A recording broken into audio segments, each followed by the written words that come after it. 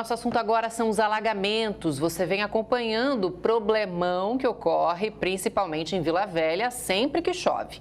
Ontem mesmo, pessoas se atrasaram para chegar ao trabalho, ruas foram interditadas, muros caíram, casas ficaram alagadas. Mas o que explica tanto os alagamentos? A afirmação de que Vila Velha está abaixo do nível do mar é mito ou é verdade? Quem responde a essas e outras dúvidas é o arquiteto e urbanista Greg Repsold. Muito boa tarde, Greg. Tudo bem? Boa tarde. Boa tarde, gente. Vamos começar por essa questão que sempre se fala. Vila Velha está realmente abaixo do nível do mar? Toda a cidade, setores da cidade? Como é que é essa situação, hein? É verdade que certos bairros de Vila Velha estão abaixo do nível do mar. A gente consegue perceber isso principalmente quando você está mais ou menos na altura da praia e você percebe que certas ruas, à medida que você avança para o continente, elas descem muito. E geralmente são justamente as ruas que canalizam a água que chove e levam para esses bairros mais baixos. Cobilândia, por exemplo, a gente pode dizer, porque sempre alaga. Araçá, são alguns bairros que têm essa situação. É lógico que a gente não está falando que esse é o principal fator que gera os alagamentos na cidade de Vila Velha. No nosso estado como um todo, a Grande Vitória não é uma exceção a isso, existem problemas de macro e micro drenagem que ainda precisam ser resolvidos. Certo. Agora, o que é? Explica para nós, porque essa é uma palavra que é muito utilizada. O que é a macrodrenagem? Eu ouço falar a respeito de macrodrenagem literalmente desde o início do século. Desde 2003, 2004 se fala na macrodrenagem. Por que ela é tão complicada e o que isso significa? A macrodrenagem é o serviço que busca recolher a água das chuvas e levar elas para fora da cidade, né? Canalizando-as de volta para o oceano. E isso feito de forma macro, né? Buscando recolher toda a água que cai nas vias públicas da cidade. A microdrenagem, por outro lado, são projetos que buscam minimizar o efeito das chuvas em localidades específicas.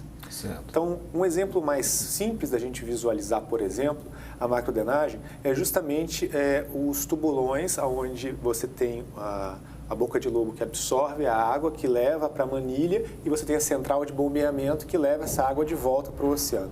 Já a microdrenagem, um exemplo dela, por exemplo, são biovaletas, soluções menores instaladas nas nossas ruas e calçadas em localidades onde você sabe que ali tem um acúmulo maior de água, de chuva. Uhum. Agora, a gente sabe também que um outro grave problema é o lixo, né? Então, o lixo acaba...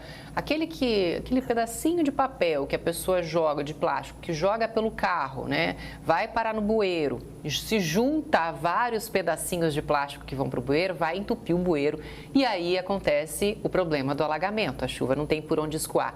É um grave problema aqui da cidade também. Sim, isso é um problema, eu acho que de todas as cidades brasileiras, falta de consciência de algumas pessoas que insistem em usar a rua como um lixo, né? Jogando objetos para que depois eventualmente sejam recolhidos, o que às vezes não acontece, não dá tempo, a chuva vem e esses papéis, esses lixos acabam entupindo os bueiros e aí a água se acumula. Isso também acontece com folhas, quando não tem uma adequada limpeza urbana, mas a gente tem que levar em consideração que essa corresponsabilidade dos moradores junto com o poder público, ela não vai só nessa questão do lixo. Nosso problema de inundações na nossa cidade vem desde a ocupação desordenada do solo, onde as pessoas não obedecem às leis edilícias, impermeabilizam o terreno ou constroem mais do que deveriam, e isso diminui a absorção de água por parte da nossa cidade e acaba ocasionando a obstrução do nosso sistema de drenagem. Fala-se muito da necessidade de você ter muitas árvores, que as árvores ajudam na contenção dessas águas. A quantidade de árvores que nós temos nas cidades da Grande Vitória, ela é satisfatória? Tem alguma cidade em que esse problema é menor do que em outros locais? Quando a gente pega a média de área urbanizada na Grande Vitória, ela não é muito boa. Porque a maior parte da área arborizada na nossa cidade, ela está relacionada aos bairros de maior poder aquisitivo. Inclusive, esse é um fator interessante na hora de você fazer estudos urbanos, onde você consegue identificar se um bairro é de um poder aquisitivo maior ou menor pela presença ou não de árvores e qual a média dessa presença. E isso que gera um problema, porque a maior parte dos bairros onde você tem problemas de drenagem também está relacionado a bairros de menor poder aquisitivo.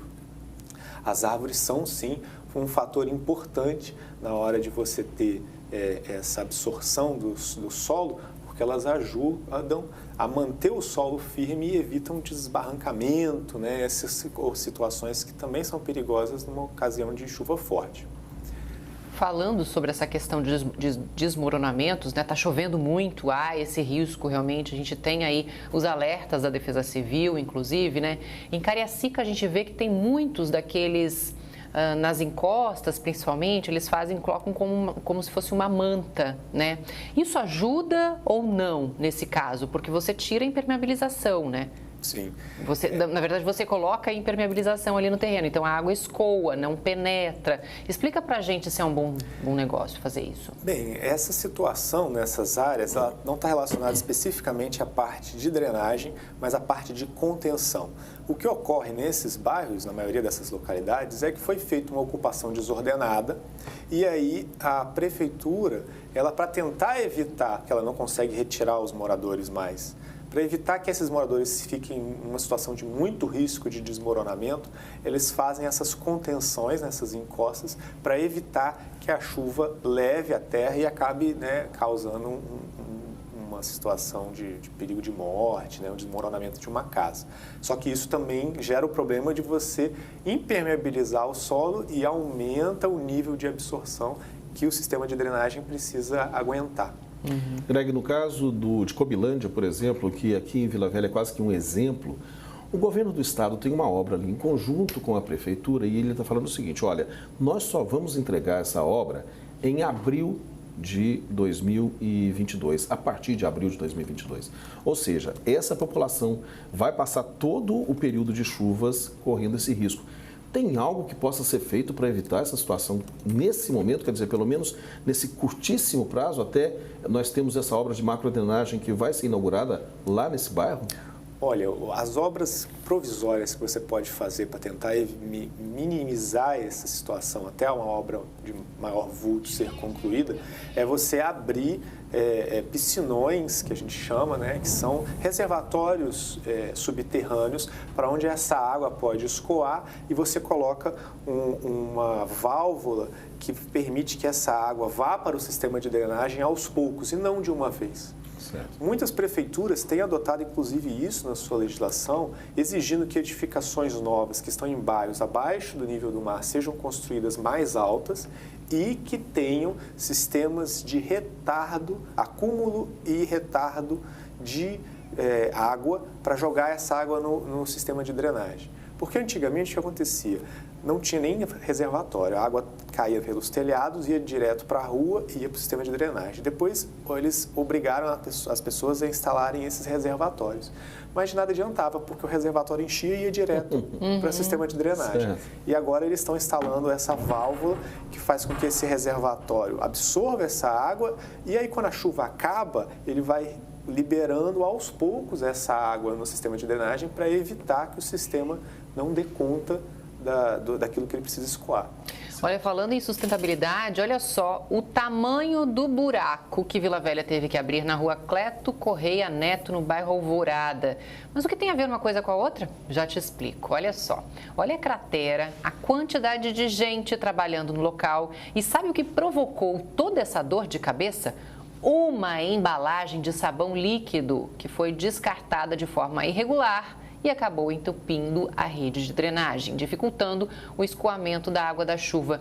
Só para você ter uma ideia, a Prefeitura de Vila Velha já recolheu 165 mil toneladas de lixo em 8 meses na cidade.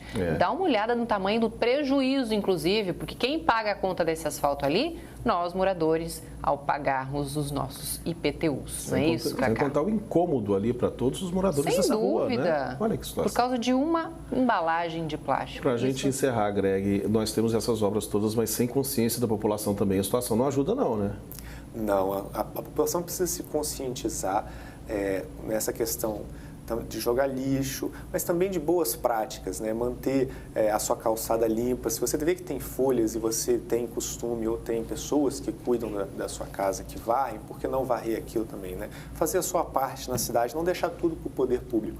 Às vezes a gente acaba achando que porque nós pagamos impostos, nós não temos responsabilidade, que tudo é dever do Estado. E não é bem assim, todos nós somos responsáveis. O Estado ele tem que estar presente para resolver aquilo que nós, enquanto indivíduo, não podemos resolver. Aquilo que a gente pode resolver, nós precisamos tomar à frente. Tá certo. Obrigada, viu, Greg? Mais uma vez pela presença. E a seguir, vamos te levar com a gente numa visita à Casa Cor Espírito Santo, ambientes modernos que podem te inspirar para aquela reforma aí na sua casa. É logo depois do intervalo. Até já!